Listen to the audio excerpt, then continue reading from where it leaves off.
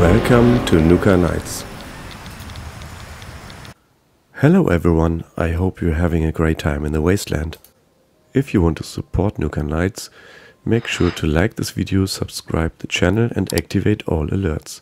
This helps the YouTube algorithm to spread the video and grow the channel. Today I want to give you a summary of the expected changes of Milepost Zero, which is coming closer and will be released on 3rd September 2024. Besides checking out this video, you can also read the comprehensive article about the expected changes on our website. I will put the link in the description below. First of all, Milepost Zero is located in the very south of Skyline Valley. If you fast travel there, you can travel right inside the instance location. Right beside the entrance, there's a sign that explains what Milepost Zero is. As soon as you enter the Milepost Zero, you will be able to talk to Male about starting a caravan company. Once you accept a delivery or join other public deliveries, you will receive between 10 and 50 supplies for each successful delivery. Supplies are new currency to upgrade your own caravan company instance. You can hire up to 5 employees for your company. Each of them costs 100 supplies, and you can upgrade them 2 times each, and each upgrade costs also 100 supplies. 3 of them are vendors. The first is Windy, the cryptid hunter. The second is the imported goods vendor, which is incl. And the third one is Theodore, which is the ammo trader. The other ones are Alex the decorator and Josie the Brahmin tamer. And this is what the deliveries look like that you can complete to earn supplies.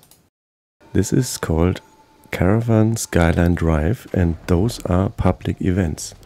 They show up on the map and you can join them to earn your supplies. Those Skyline Drive events are basically like free range events, but faster, very much faster. The best option to get a successful delivery is a fast Brahmin, obviously, and you can even buy upgrades to make it run faster. To make sure the Brahmin's health is always in a good condition, I'm using the perk Friendly Fire and a flamer in the events. And you can also use a medic's weapon, which basically works like Friendly Fire now. To sum this up, the more supplies you earn, the more employees you can have in your milepost, and the more you can upgrade them. Next thing you can see here is a Scrapbox in the Rusty Pig. In your Pip-Boy under collections you can now see the legendary cores, also the newest currency supplies, and you can see legendary Scrip, and it has a limit of 11k now. And all of your legendary cores will be converted to legendary Scrip 1-to-1 after the update. And now I will give you an overview of the legendary crafting. These are legendary mods. This is the unyielding mod, and I also have a strength mod. Those mods can be learned by scrapping legendary weapons or armor, and also can be dropped as box mod like this when you scrap a legendary weapon. The chance to get a mod from scrapping a legendary weapon is 1.5%, and to learn the plan, the chance is 1%. These chances apply per star, so when you scrap a legendary 3-star weapon, for example, you have 3 chances to get a legendary mod or learn the plan. Now I will scrap a legendary weapon. I can go to any workbench, and here I got this Zealot's Handmade. I will get legendary Scrip from scrapping, some junk, and the chance to learn a mod or to get the legendary mod. And now I unlocked the crafting of the Ghost legendary mod. I can use the Tinker workbench to craft legendary mods that I can use, sell, or drop to my teammates. To craft legendary mods, you need legendary modules, 15 each, and some additional requirements like incl, buff out, or stealth boy, for example. I will fast forward through the list of available mods that you can see all the list now. The mods that I haven't learned on this chart yet have the requirement to scrap. The other ones show the ingredients. And you can also see on the bottom if you can apply this mod to weapons, armor or power armor. If you already have one legendary mod, you can apply it to a weapon by using legendary Scrip and the mod. For example, a strength mod or a perception mod. The strength mod that I have can only be applied to armor for some reason. And there are also new special mods for your weapons. For example, you can get +3 intelligence now on your weapon. Next topic are explosive energy weapons. Those are not the type of legacy weapons that you know from the past. Those are new explosive effects that apply 20% bonus damage to all weapons, including energy weapons. This bonus damage will be divided by the pellets per shot, so it's not multiplied like it was in the past. Explosive energy weapons are now comparable to ballistic energy weapons. For example, an explosive Gatling plasma is comparable to an explosive 50 cal.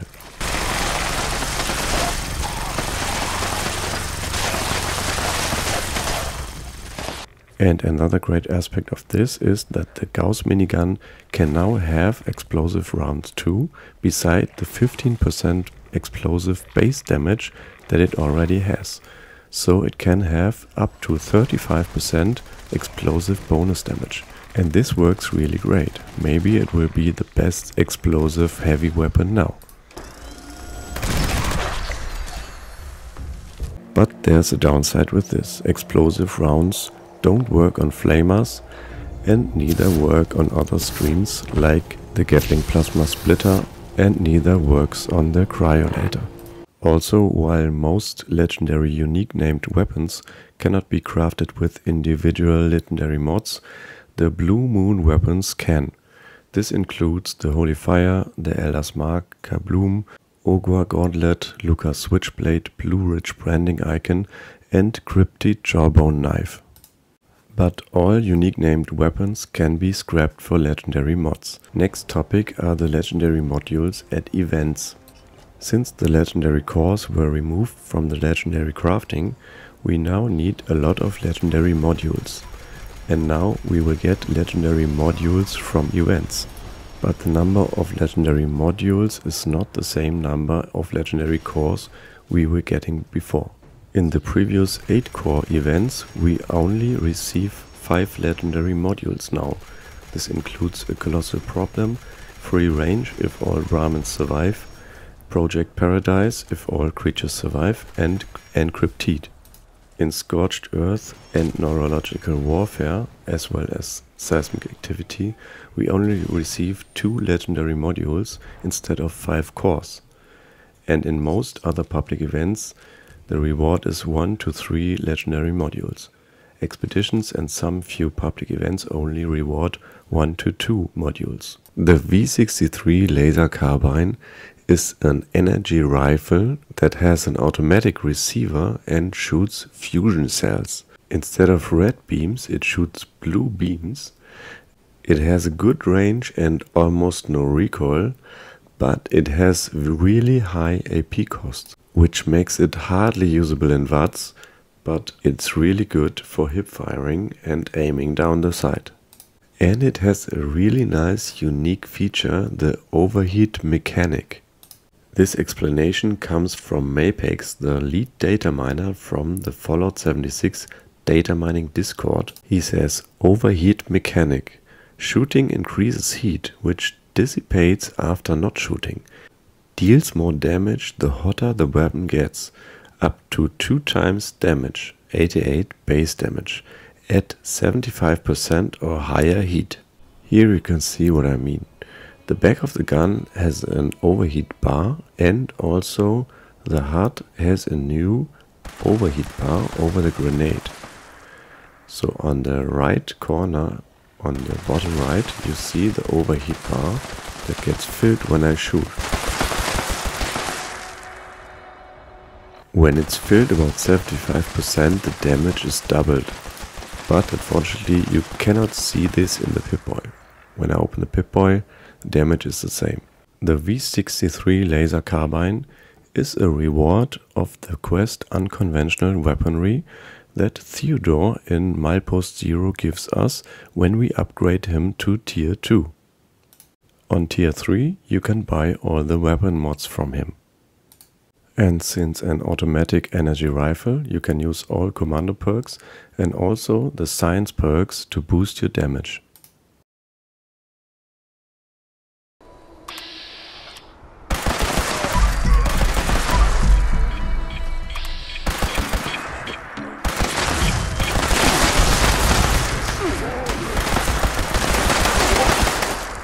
As you could see, I could use the sneak bonus on the first attacks, but then I was detected and everyone was attacking me.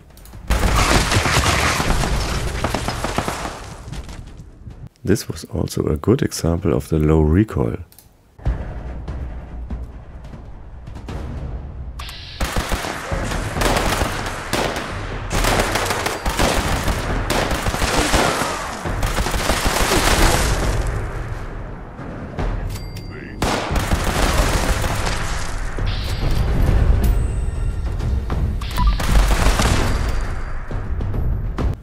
The AP cost makes it nearly impossible to use in VATS, but it makes it really good as an aiming weapon. When you prefer to aim down sight, this is definitely your new weapon.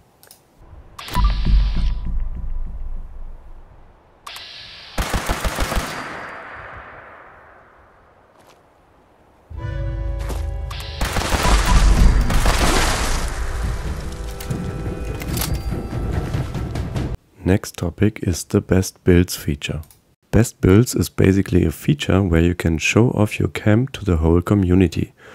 It's currently not cross-platform, but your camp has the chance to be seen on the whole platform you're playing on. What you can see here is an example of a best build. You can see it on the map with a blue ornament, and you can open a preview, see a short description and the like counter.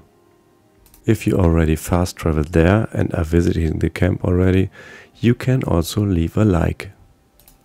If you're too far away and not actually in the camp, you won't be able to leave a like. Best builds are basically ghost camps of actual camps.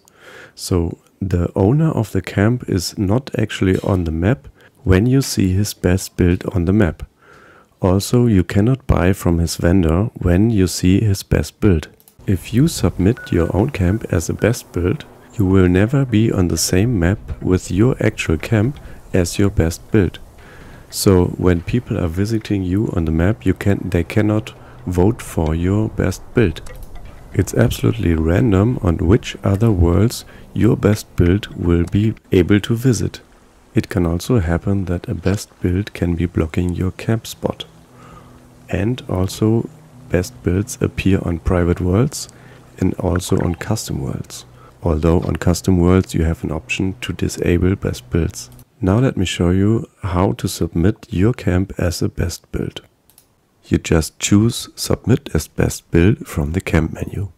Then you will get to this UI. You can choose 3 tags for your build and you have a choice of very much tags. You can scroll down forever to find your fitting tags.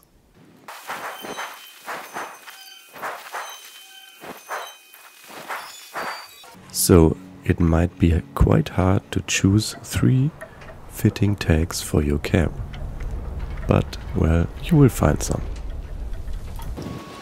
These 3 tags will appear on your best build on the map. Now you will take some pictures that will appear in your preview. You can just take these photos using the photo mode and you can always renew the photos if you like. So now if you're happy with your representation of your camp, you can submit your best build like this. And that's it. You've submitted your best build. You can submit each camp slot as a best build once. Next topic are changed perks. A fundamental change affects all perks. All effects of the perks are now listed in the Pip-Boy. So for example, if you use the commando perks on rank 3, the plus 20% damage for automatic rifle is listed there. It makes it easier to see what perk cards actually do. Thirst Quencher now increases the maximum action points based on your endurance. So if you maximize your endurance, for example through armor and weapon effects, and adjust your specials accordingly, you can benefit from 500 AP or above and use VATS for a very long time. The AP at acceleration is still unaffected and replenishes any maximum amount of AP just as quickly. Iron Stomach now increases your damage resistance based on your endurance. The modified natural resistance perk increases your non-physical resistances, for example energy, based on your endurance. And the changed Vaccinated perk now increases your disease resistance based on your endurance. Not sure if that's useful in any case. One change also affected the Grenadier perk. While the perk itself is not changed, it is affected by changes how the explosions work. This is what a Bethesda developer commented about this. The Grenadier fix is universal, scaling was twice what was intended. So the explosion radius was basically cut down by half. Next topic is the changed Medics perk. Attacks will heal friendly targets by 5% health. This is what the new description says, and it's really useful, and I'd recommend everyone to get a Medics weapon after the update on 3rd September. It basically does the same as the friendly fire perk does, together with a fire damage weapon, but even better, and you don't need any perks for this one. I can just use my Medics weapon to heal friendly NPCs or teammates anytime. I will show you together with my teammate Carsten S.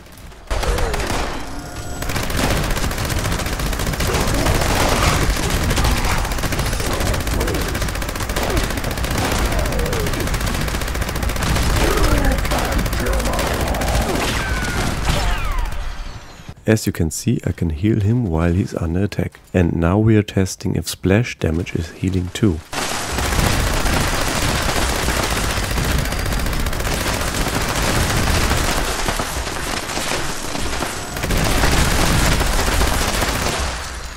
No, that doesn't work. Just direct hits heal the friendly NPCs.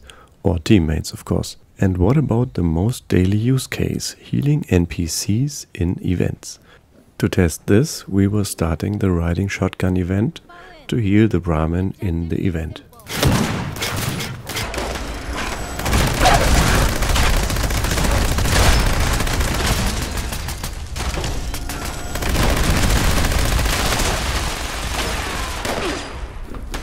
And as you can see, also this healing NPCs works perfectly fine with the Medics perk. Next topic are new rare rewards from the Mutated party packs or Mutated packs from Mutated events.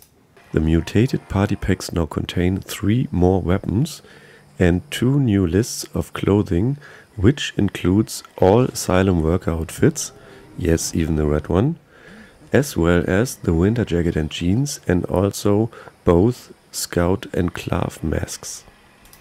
The 3 new weapons are not really new weapons. It is the fancy pump action shotgun, the fancy revolver and the slugbuster. While it's likely that we will get this change on the next update, we have to check after the patch is live if these changes really made it to the live version.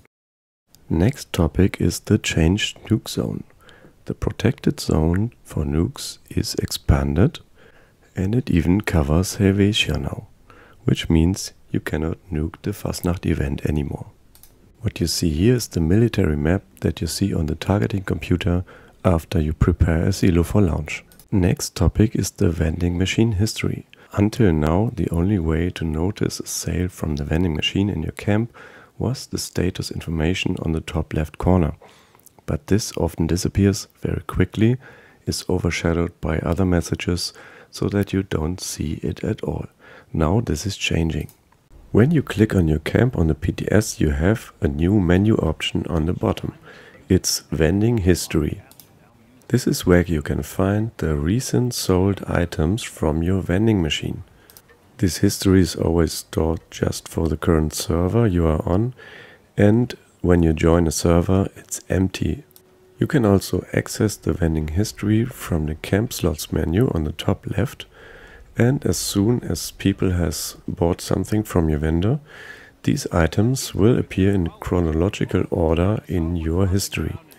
You cannot interact with the entries of the list, but at least it's transparency what has been just bought from your vendor. Of course, you could also use this information to go to your customer's camp and check out their offers too. The next topic is about changes to the railway rifle. Basically, the weapon speed was reduced. This results in about 17.5% less speed on automatic receivers. I'm testing it on our usual suspect, the super mutant Behemoth. First on live servers, then on the PTS, and then I will compare it side by side.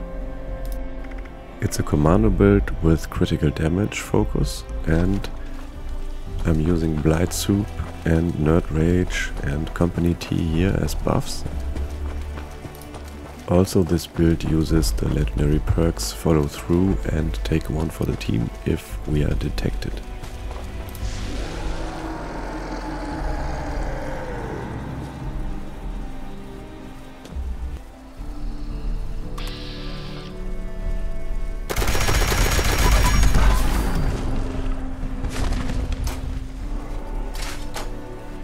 So here we are on the PTS.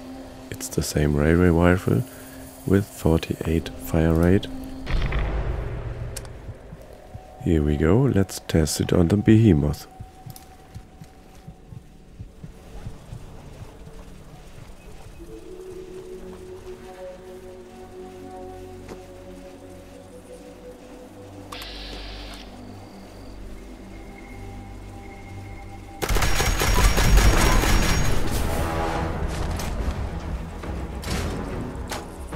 Well, that's slower, but not too bad actually, I think. So let's compare it side by side.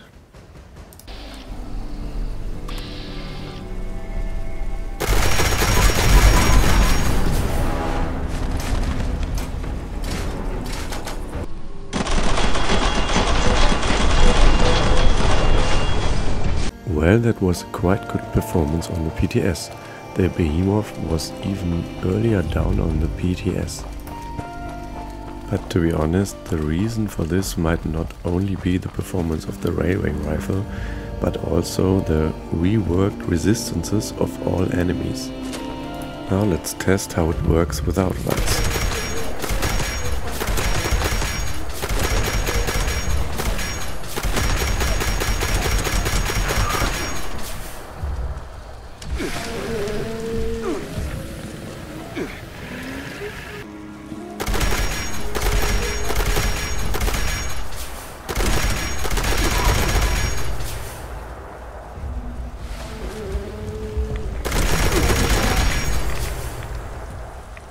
So the recoil was reduced a lot on the PTS and makes it actually usable without VATS. And to round this up, I was also testing it on the Queen. This build also uses science perks because I was testing the V63 laser carbine before. And you can see pretty good how the Thirst Quencher perk works. I'm having now 570 AP.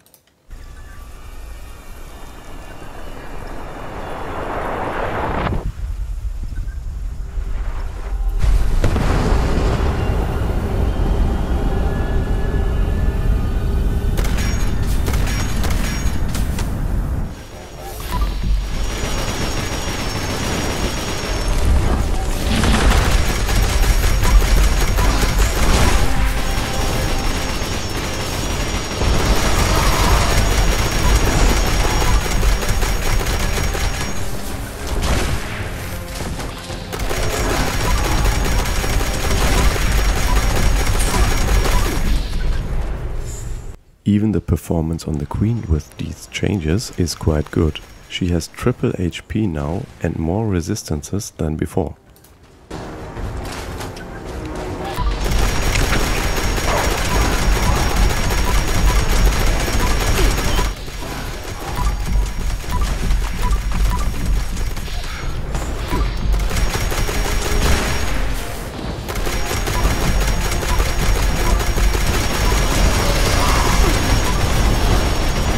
To sum this up, the railway rifle has a slower fire rate, it has more AP cost now, but it also does more damage, and also all HP and resistances of the big enemies have been changed. The next topic is major enemy balancing, including final bosses. In this topic there are a large number of fundamental changes to the resistances and health of the enemies, as well as the way critical hits work in VATS. Critical builds still achieve 2 to 4 times the DPS of non-crit builds. The damage reductions and mitigations have been completely removed. For example, the Queen had a 70% damage reduction. To compensate this, the health of these enemies has now been significantly increased. This equalizes critical hits and non-critical hits, as well as DOT, damage over time. Critical hits were previously the only hits that could completely bypass the damage reduction. And to give you some numbers now, the Scorched Beast Queen, Earl and Ultracite Titan had around 30k HP. Now the Scorched Beast Queen has 109k HP, Earl has 150k HP, and Ultracite Titan has 103k HP. So this results in between 233 and 400% HP bonus for the bosses. This also results in higher damage numbers because of the removed damage mitigation, but it needs to deal with higher resistances too. The result is that normal hits, non-critical and non-DOT, do roughly the same percentage of damage to the bosses as before. The critical and DOT damage has been reduced by the higher resistances and HP of the bosses and causes less damage in percentage terms than before. But the number displayed are very similar and in some cases higher than before. For the builds, this means that the focus no longer should be on critical hits alone, but also on basic damage buffs as multipliers, as for example Adrenaline, Psychotats, Ballistic Bog, Tenderizer, Follow Through, etc. This change should also make 18 seconds solo kills no longer possible. All this data was found by Mapex of the Fallout 76 Datamining Discord. This balancing also includes new resistances and health curves across the board. You can see here on Deathclaw, the dotted line is the PTS, and you can see as high as it goes now and as low as it was on the live servers. Also the Jaguar has much more health now. There are 3 galleries put together by Scratchy from Fallout 76 Datamining Discord, where you can check out all the resistance changes of the enemies. Next topic are the V94 armor changes, also found out by Mapex from the Fallout 76 Datamining Discord. There have been changes to the Strangler hard power armor and also the V94 Thorn armor. The V94 Strangler hard power armor, the passive AoE damage has been increased by 4 to 20 poison per pulse, so that's an increase of 800% after poison resistance. Semi-automatic and single-shot weapons now cause 125 poison damage over 5 seconds, previously 30 over 3 seconds. That's a 482% increase after poison resistance. Automatic weapons now cause 100 poison damage over 5 seconds, previously 30 over 3 seconds, which is also an increase of 329% after poison resistance. Shotguns now cause 240 poison damage over 6 seconds, once per shot, previously 6 damage per bullet over 3 seconds, so that's a 1392% increase after poison resistance. That's quite huge. And the V94 Thorn armor has changed on-hit damage. The bleed damage has been changed to 250 bleed damage over 5 seconds, previously 250 over 10 seconds, which is an increase of 29% after damage resistance. and the return damage has been changed to 125 bleed damage over 5 seconds. Previously it was 100 over 10 seconds, so a 75% increase after damage resistances.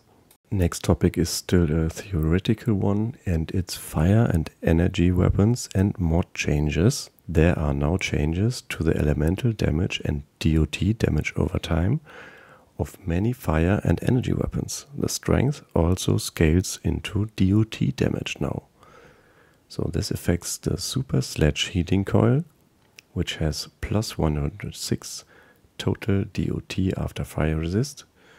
The Burning Love has a 2113% total DOT increase after fire resist. Perfect Storm has also an increase of the DOT after fire resists, and also the laser gun emitters and tuners have a 2113% increase of DOT after fire resist. Also the Ultra Seed laser gun emitters and tuners, 1806%. Gatling laser emitters and tuners also have 883% increase. Ultrasight Gatling lasers and emitters and tuners have a plus 1054% total DOT after fire resist. The plasma gun emitters and tuners also have an increase of 1142. Enclave plasma gun emitters and tuners also have an increased DOT of plus 1324, and also the Pepper Shaker has some changes on the laser mag, all physical damage replaced with energy, and the Plasma mag has decreased physical damage and plus 60% base physical damage as energy. Also these changes were found by Mapix from Fallout 76 Datamining Discord. Thank you Mapix a lot for this. Next topic is Mischief Night. Yes, Mischief Night has been tested on the PTS, and I also made a video about it, how the event works and also what the rewards are. But for now it has been cut on the PTS because there were some bugs as it seems, and they couldn't finish it in time before the Milepost Zero release. But let me show you a few things about the event. Mischief Night takes place in Camp Rapidan in Skyline Valley. You will meet up together on the hill near Camp Rapidan. And then there's a red box with some costumes in it. You need to wear a costume in this event to progress the event. Several goals in this event require you to wear a costume. For example, raid the trick-or-treat bowls. So after you put on your costume, you can follow the iBot JES2R down the hill towards Camp Rapidan. Your goals are here: destroy the Rapidan robots, blow things up and light the bonfires. Sow mayhem in the woods. What you need to blow up here are these boxes of fireworks.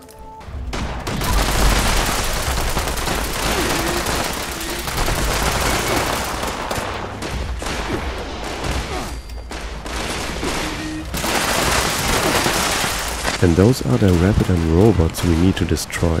They are dressed up as spooky ghosts.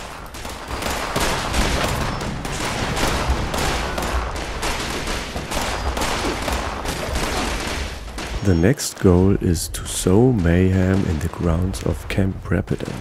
Destroy Rapidan robots, blow things up, raid the trick-or-treat bowls, graffiti the walls and fork the lawn. These things aren't that easy to find in Camp Rapidan, so maybe check out the location before the event and already check out where the trick-or-treat bowls are and stuff like that. This is what the trick-or-treat bowls look like. They look basically the same like those that you have already in your camps. The last stage ends up at a landing pad with a vertibird, and also here you need to sow mayhem along the cliffs, destroy the Rapidan robots and raid the trick-or-treat bowls. In the end we will blow up this vertibird.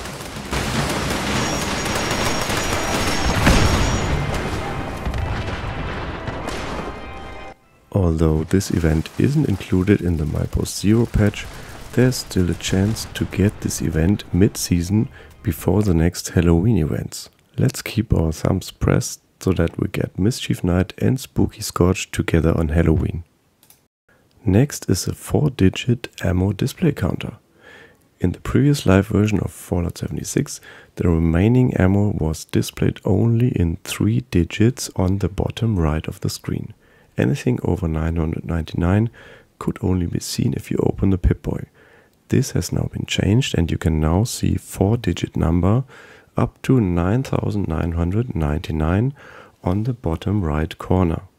Next topic is a new repeatable plus 100 rank season challenge. In the next season 18, we will of course still have the opportunity to earn score points below rank 100 via weekly repeatable EP challenge. Until now, however, it was not possible to earn score points above rank 100, but in the next patch there will be a new weekly repeatable challenge above rank 100.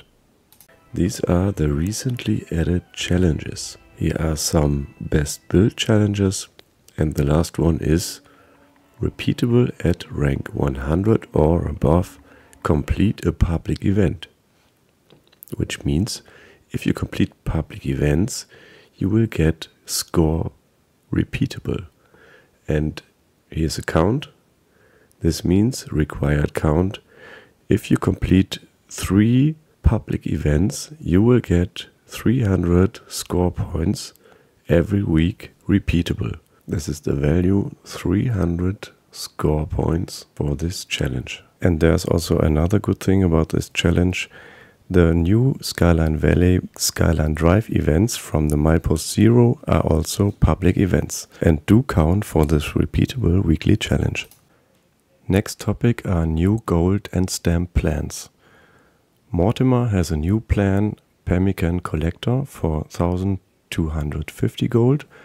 He's the radar bot, the vendor bot at the radars at Crater, and he will sell it to you on LA reputation.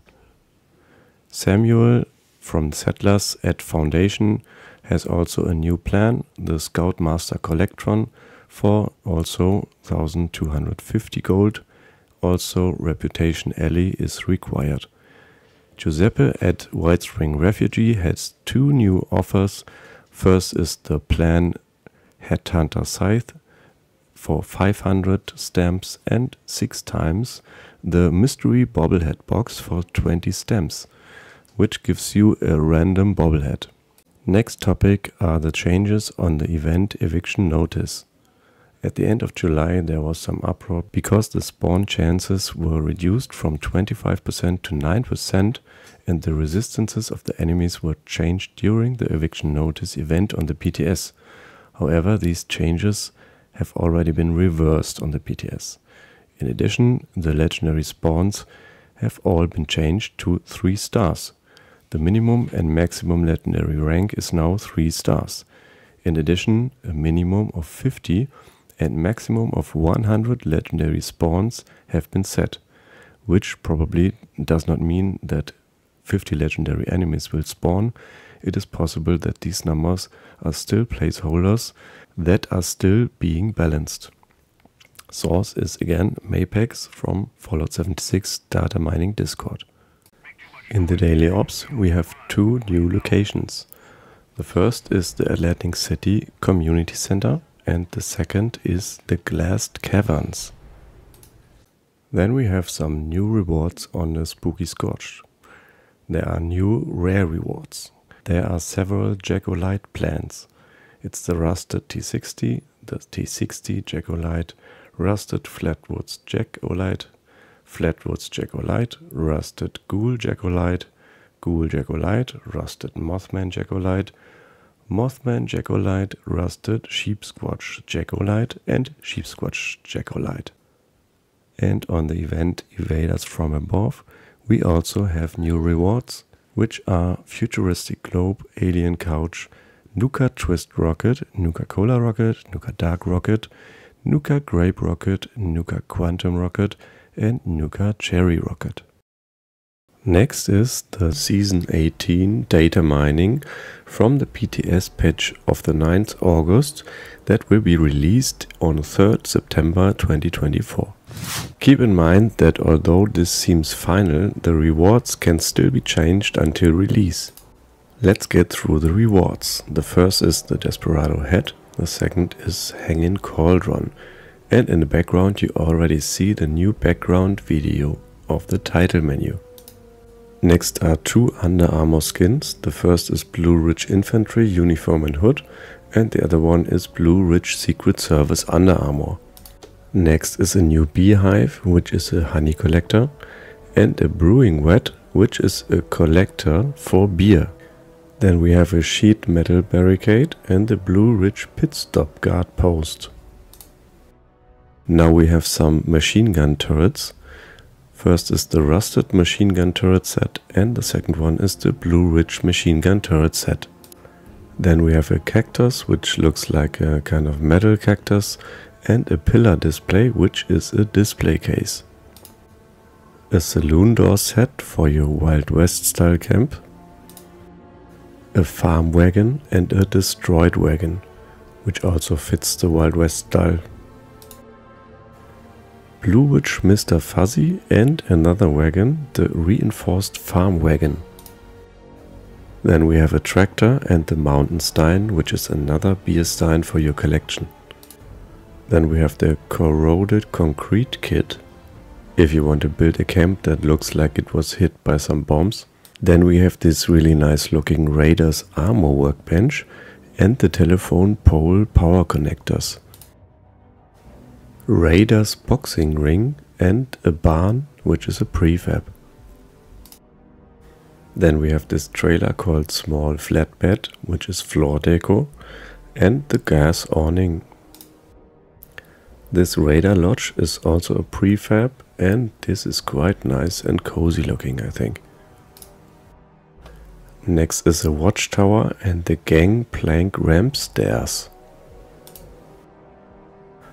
The blue train car that we've already seen is now a Voltec train car and is also a prefab.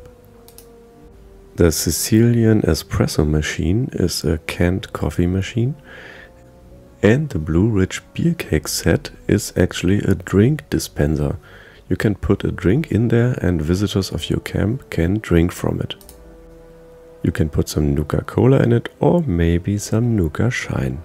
Next is the Blue Ridge vending machine, which is basically a reskinned Free States vending machine, and the standing windmill generator. Then we have some Wild West style signs, the blacksmith sign and the gunsmith sign. The framed country roads wall art is the end of season wall art. And then there's the kill or be killed sign. These wall spikes are just wall decor and not functional defense items. And the next is the sheriff sign. Next are these really cool rewards. The backpack display and the wall mounted walkway, which are basically stairs that you can mount on your walls. These are 2 new photo mode frames, the Blue Ridge photo mode frame and the road sign photo mode frame. And these are the Season 18 player icons.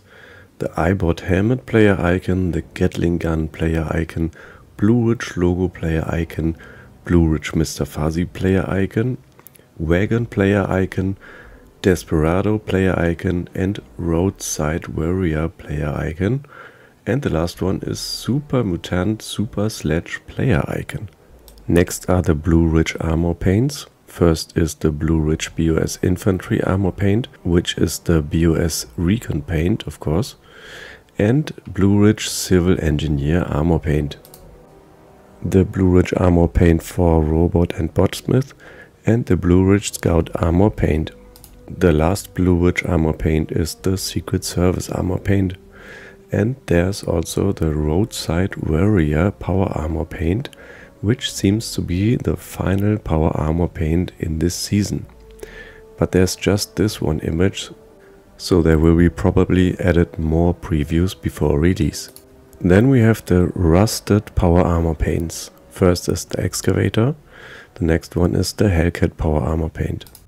the rusted T45 power armor paint and the rusted T51 power armor paint, rusted T60 power armor paint and rusted T65 power armor paint, rusted ultraside power armor paint and rusted Union power armor paint. And there's also the rusted X01 power armor paint. Next is the Blue Ridge paint for the 44. These are some Blue Ridge weapon paints. The first is the Blue Ridge paint for the Gatling gun, and the other one is the Blue Ridge paint for the laser rifle. We have two stop sign paints for two-handed melee weapons. The first one is the graffiti stop sign paint and the other one is the stop sign paint. But they don't work on all two-handed melee weapons, just on the baseball bat, the super sledge and the warglaive. Now there are some rusted weapon paints. First is the rusted paint for the hunting rifle and the other one is the rusted paint for the handmade rifle. And those are the last rewards in the list. The rusted paint for the minigun and the rusted paint for the Tesla rifle. Although it looked like the season was complete on the last video, there were still two items added. First is the Skyline Valley Snow Globe display case, which I already found in the Milepost Zero data mining video and which was unrelated to a drop or to a sale until now. In this update it became a season reward. The second new reward is the white Persian rug, which looks like this. You already know the Roadside Warrior power armor paint from the season data mining video, but it only had one image until now. Now we have 3 additional images to see what it looks like. And now let's get to the Atomic Shop items that were added in this PTS update. You may already know the Grim Reaper outfit and mask from the previous data mining video, but here we also have 2 new images.